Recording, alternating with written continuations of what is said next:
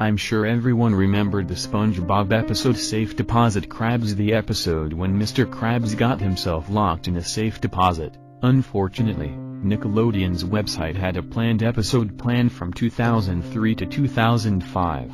The episode and the website was titled Bankrupt.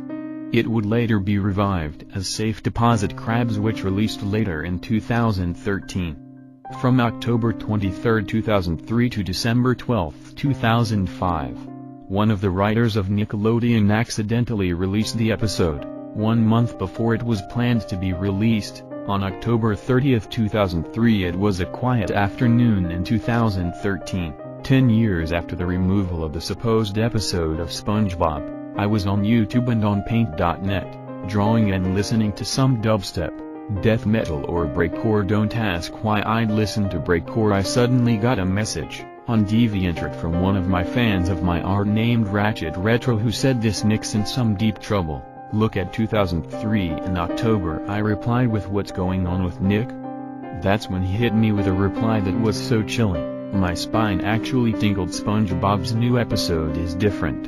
Might wanna check it out." Thanking my friend, I went on to the Wayback Machine and went on Nick.com, where I placed the timeline to 2003, October. I was in shock on what I saw. There, sitting on the front page, was this message and download link.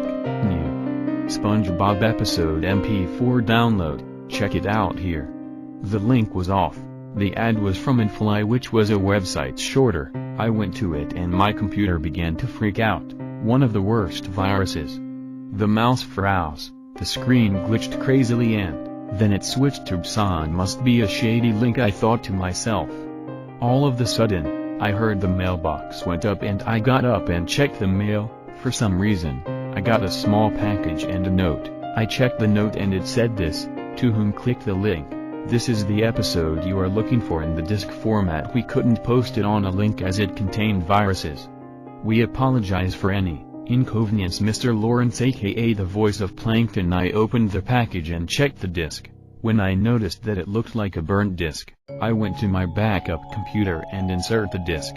For about 2 hours of rewinding, I hit play and sat down, curious on the episode. The theme song played as normal, but as soon as the theme song ended, the seagulls didn't make the normal call, and it said, "Created by Paul Tibbett," which made me raise eyebrow, as Steven Hillenburg created the show and Paul Tibbett directed, produced and wrote. I moved on. The screen slowly faded, and with a blue title card saying Bankrupt in red, it jump cuts to outside of the Krusty Krab with Mr. Krabs playing with his money bowling.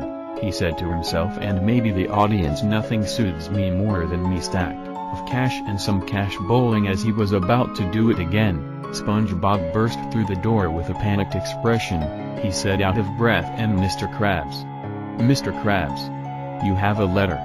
Mr. Krabs replied with, "Boy, you need to stop scaring me." Audience, I rose another eyebrow. Was he talking to us? My question was interrupted when the screen snapped to black and Mr. Krabs screaming.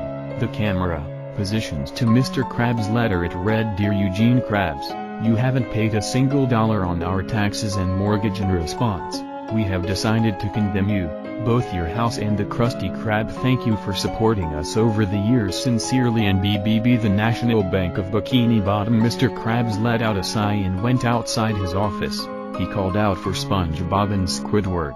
He then said out of the blue, "We're gonna have to shut down the Krusty Krab forever." SpongeBob gasped. Squidward smiled. "Is this true?" Squidward said gleefully.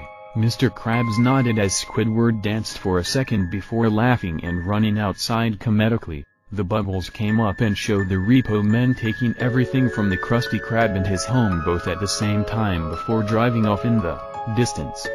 It cut to Mr. Krabs' face tearing up as he cried, out of character. Pearl sat down in the middle of the remains and patted Mr. Krabs' back as she said, "It's gonna be alright, Dad.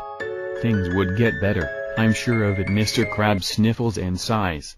It cuts to a montage of Mr. Krabs getting more and more depressed each week as mellow and sad music plays. The final scene showed Mr. Krabs sitting on an apartment bed.